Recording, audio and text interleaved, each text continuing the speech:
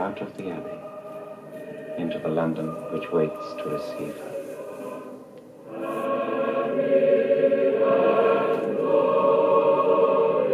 It was 1953, and a new modern age was just beginning.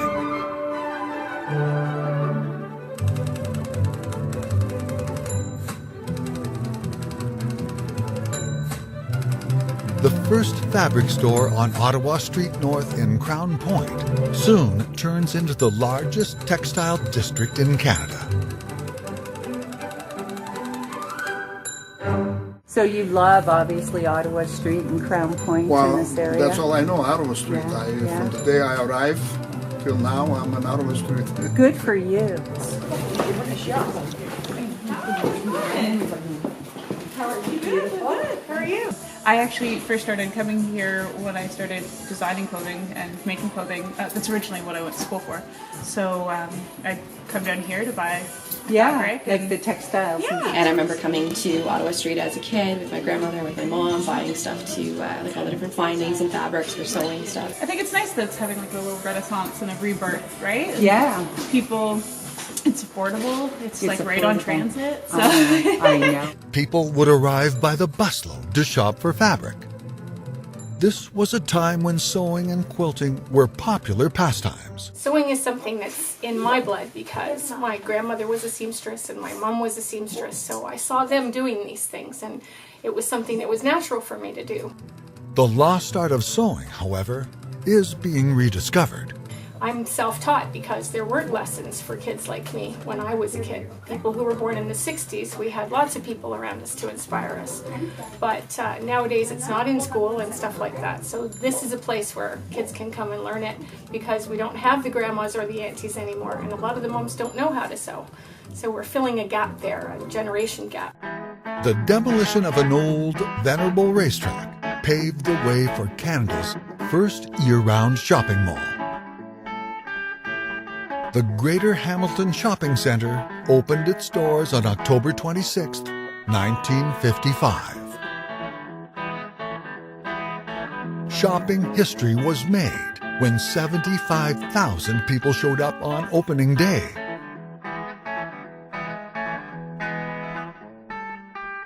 A rubber-tired trolley conveyed shoppers around the 41-acre site, which had room for 7,000 cars.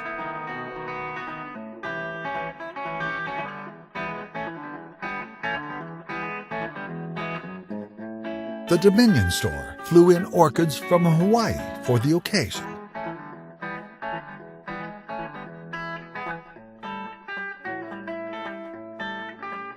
The first retailer to sign on to the project was Simpson Sears, a two-story building with 200,000 square feet of floor space. It was a time of great optimism.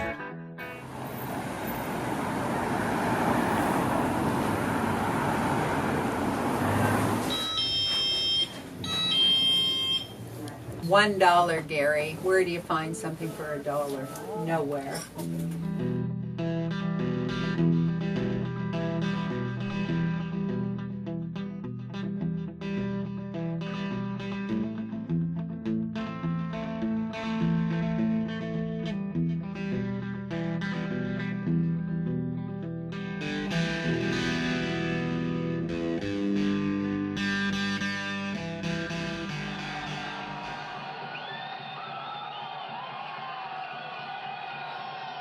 While the world was distracted by the British invasion of 1964, a small coffee shop opens quietly on Ottawa Street North.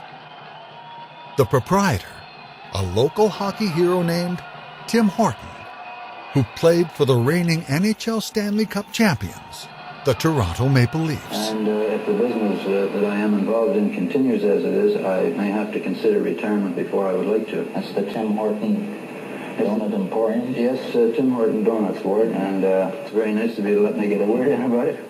If I may take the opportunity, I'd like to, well, heck, I'm willing to, I'd like to say thank you to all you nice people in the Hamilton and Burlington districts and in Galls and Brantford and Kitchener-Waterloo for enjoying that donuts. We'd like to thank you for paying for our Hockey Night in Canada, too.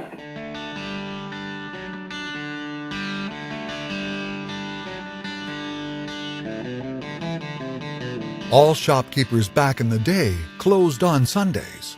If there was anything you urgently needed, you went to the back door. No money would be exchanged until Monday. I grew up in the antique business. You know, it's a family-owned business, so since I was 7, 8 years old, I started buying and selling stuff, so long time. Really, I had so much stuff from a traveling booth I did. I needed some storage, and I seen the store, and Perfect. you know. Oh, they come from all over Southern Ontario to shop Isn't at my that store. something? We're And now growing. that marijuana's going to be legal, you're going to be booming, huh?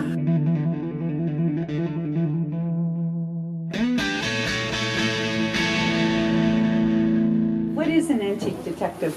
It's somebody who goes out and hunts for antiques. Is that kind of like a picker?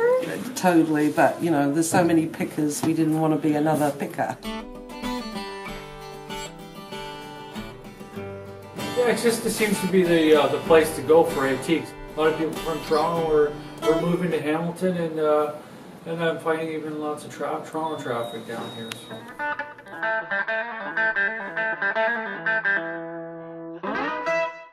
Osborne, Gumby and Co. Wow. Somewhere it says London, yeah, Wow. Here we go. Oh, London, England, right? Yeah. Wow, that's incredible. You know, it's kind of back to my roots because my first school I went to is on the corner here, Memorial School. Oh, and yes, yeah. the first Tim Hortons is also my first Tim Hortons.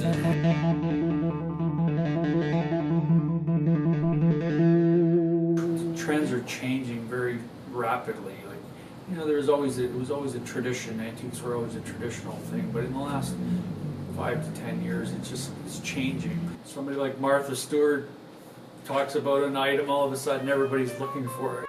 What's in now could be, changed tomorrow.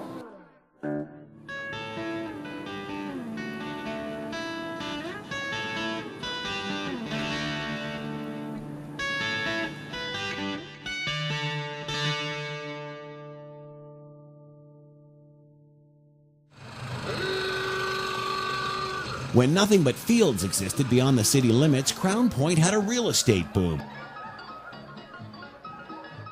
The idea of building a suburb was a crazy notion. There were no good roads, only wooden planks for sidewalks. A horse watering trough was the only source of clean water.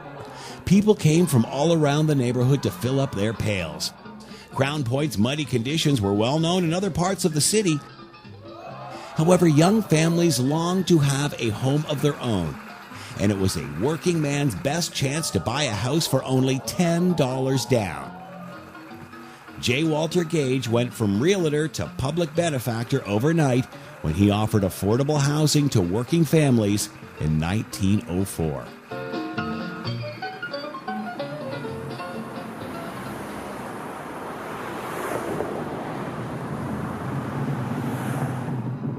Hamilton always loved horses.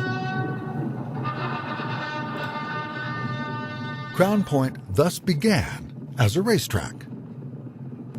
Steeplechase and horse racing were once popular sporting events. Local gentry held competitions at various racetracks around town and on the frozen bay in winter.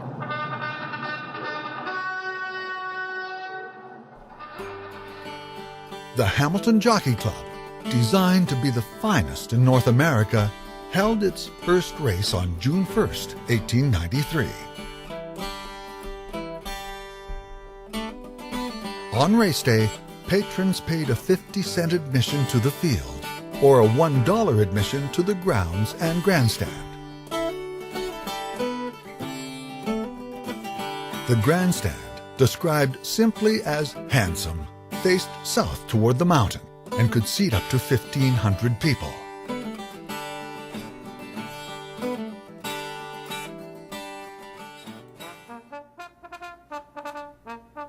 The grounds featured two racetracks, one within the other. In the center was a steeplechase track complete with water jumps.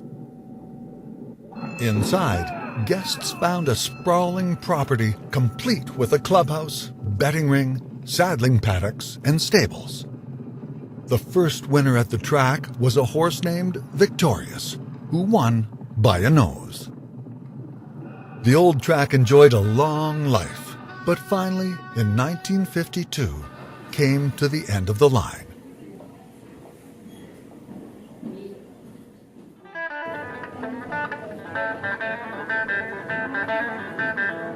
So you get the fever. So you get I've always liked digging fever. through other people's junk. There's Yeah. nothing better than digging Yeah. through other people's Yeah. junk for treasure. Oh, right? I agree. So, I agree 100%. I mean, you find really Today, beautiful vintage clothing echoes the past. these kind of Chinesey fabric things are just so pretty. Very There's- nice.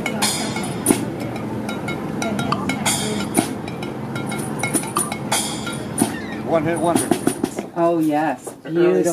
60s. Now there Beautiful. probably was a skirt. In fact, inspiration for fashion design has almost always come from previous eras. And I know that today when you buy something, you wash it and I know, it's loses garbage. its shape, I know. Yeah, so you get it for $5, but then it's garbage, Yeah, it's and all that garbage. oil they put in it.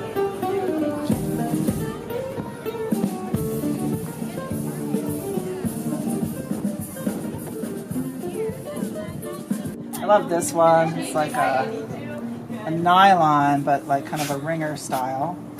I love this. That is 70s. beautiful. It's all 80s kind of pastels. Nice. And madras. these, I love these. Fluvogs.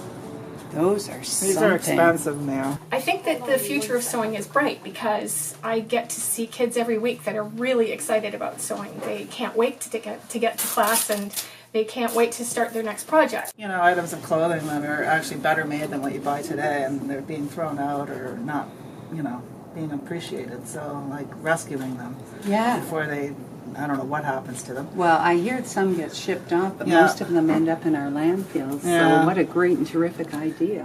100 years ago, reusing garments was a way of life. Most clothing was repaired, mended, or tailored for other family members, or recycled within the home as rags or quilts. You find people that are taking one item and that's kind of like the highlight of their outfit, Yeah. right? And I don't know, it's definitely mixing and matching. Vintage clothing or textile recycling is the green arm of the fashion industry.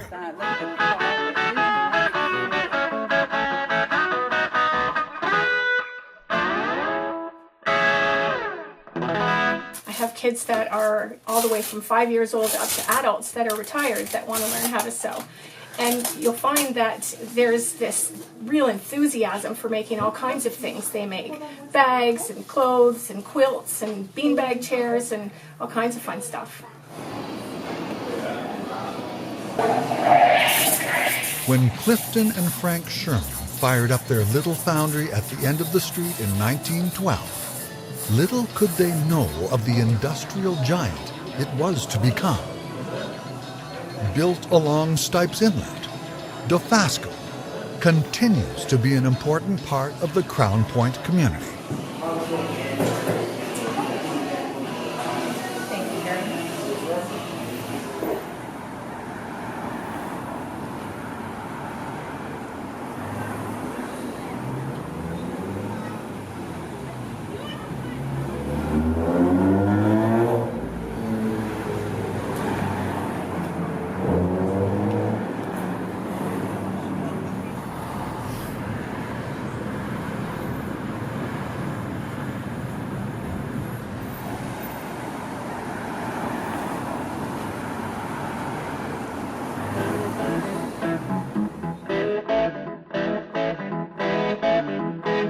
So you plan on being in this location for the next 40 years? Say for another 120 years. Good for you. That's what we want to hear.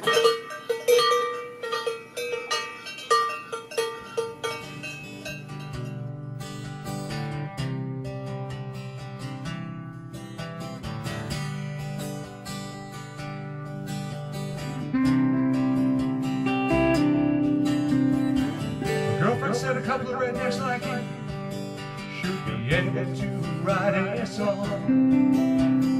One of them will queen, much too drunk, and the other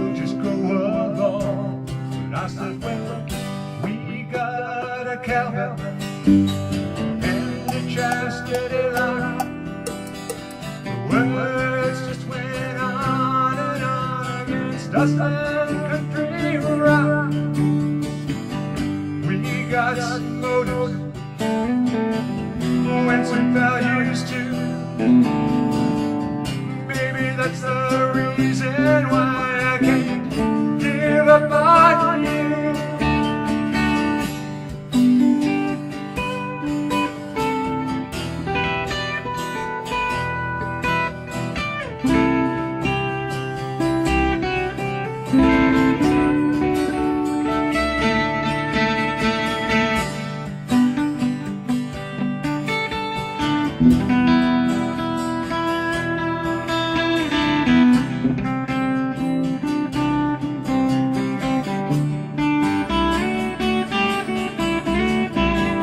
We got some motives, went some values too. That's why I'm trying to find the truth in